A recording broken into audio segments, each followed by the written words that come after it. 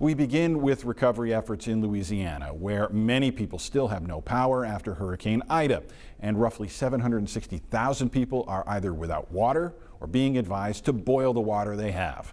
Long lines are forming in the sweltering heat for critical supplies like food and gasoline. Rescuers are still trying to make contact with people who have not been found.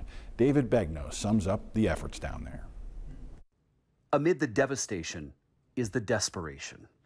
Crowds and cars lined up for gas in New Orleans. And I've been here since 10 o'clock. It's 2:30. That's 4.5 hours? 4.5 hours. This is time-lapse video showing a line of people waiting for food wrapping around a block hours before the food was even handed out. Many of the life-supporting infrastructure elements are not present. They're not operating right now. So it's why Mike Treg, sheriff of St. John the Baptist Parish, keeps getting requests for welfare checks. My father lives at this address in LaPlace. He's 77-year-old, disabled male. That was a message from a man in New Jersey who wanted to know that his dad is okay. So the sheriff sent his men to go check and see. Cajun Navy and the National Guard has not been able to make contact with him due to debris in the roadway. And they went out to check on him. How you doing, sir? 77-year-old John Moore was home alone with his dog Nixon.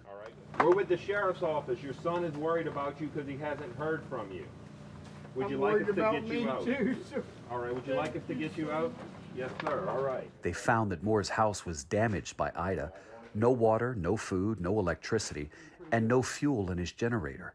So the officers convinced him it was not safe to stay. You know, I tried to be by myself, but It's okay. here. It's 77, it's hard.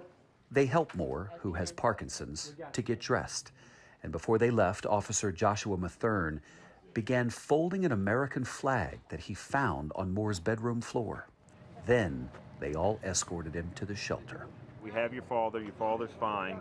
We also have the dog. Your father's a little shaken up, just wants to make sure he didn't do anything wrong and he's going to be okay. Lieutenant Jake Boudreau decided it was safer for Mr. Moore to go to the hospital. You ready? 1, 2, 3. Apparently this is his father's flag, World War II veteran. Kind of felt wrong to leave it hanging on the ground. And as he sat on the stretcher, let's come with you. They handed him that flag.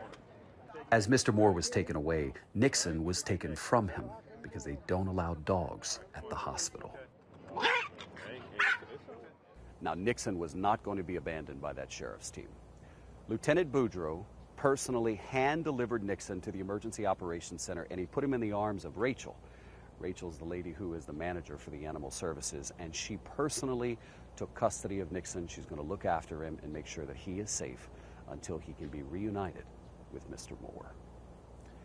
David Begnaud, CBS News, LaPlace, Louisiana.